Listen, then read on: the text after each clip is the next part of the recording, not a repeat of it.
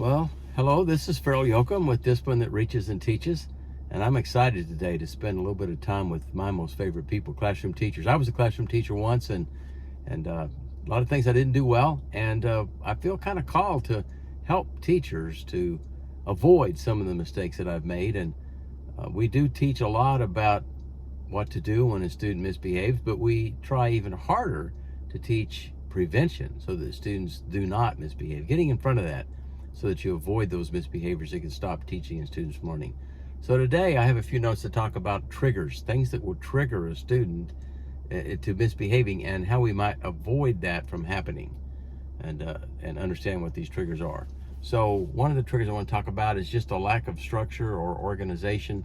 That's a big one, because I can tell you that I've bragged before that I can walk into a classroom the day before school starts, not knowing who the teacher is, and never having seen their students or their roster, not even knowing what they teach, and I can predict whether they're going to be successful that year or not. And the way that I do that is looking at the organization of the room.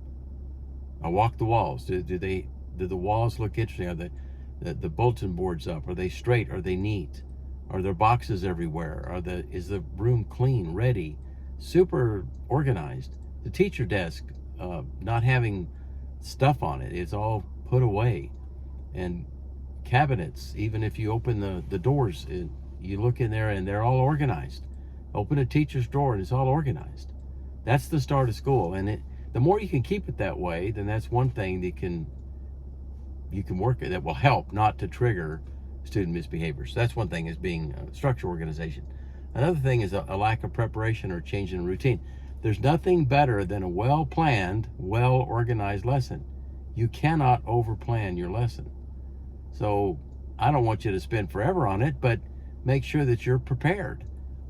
Maybe even give the lesson to a friend or somebody. If it's a particularly difficult lesson, just think about what you're going to do and have it well thought out, and have more than enough for the time allotted for that subject to be taught that day, and have it well delivered. Those things, well planned, well delivered lessons will prevent almost all misbehaviors. Another thing is making sure that we don't have lessons that would be considered bored or frustrating for students. It doesn't mean that everything has to be exciting, but work to think about it. Is this something that will put my students to sleep? They'll be frustrated about it.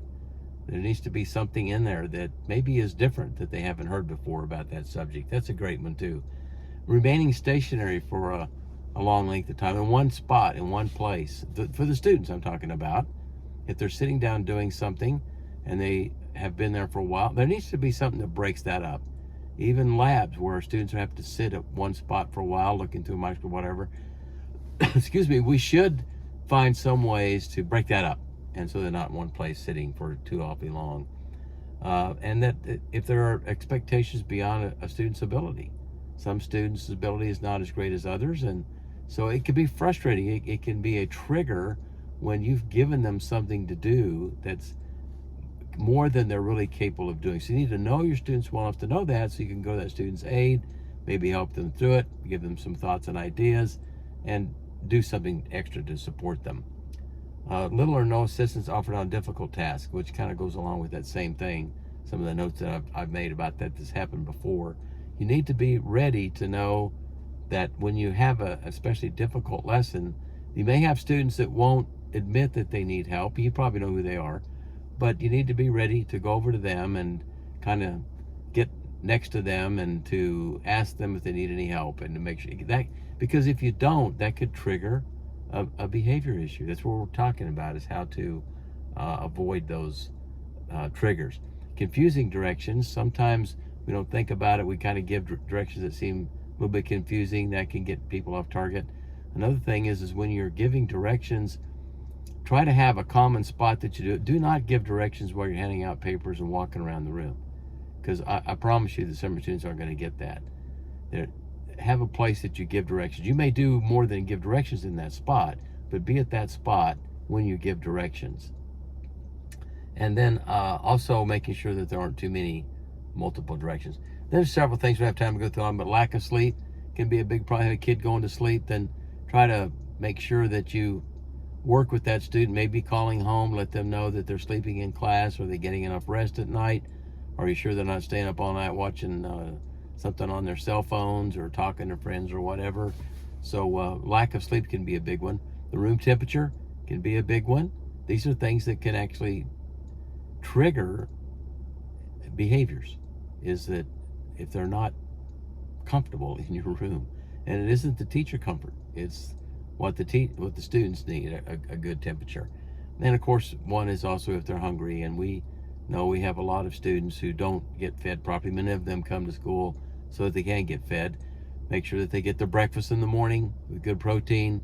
If they're hungry, or they're sleepy, or they're cold or too hot, it's going to cause them to not be engaged in the lesson, and therefore more likely to have some sort of a misbehavior that gets triggered. So there are others, and we may go through some of them, but I wanted to kind of bring the notes that I had about the triggers to our attention today.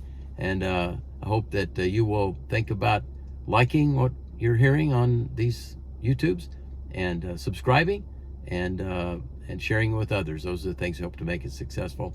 I appreciate what you do every day, and I will help any way that I can. And until next time, this is Discipline that Reaches and Teaches.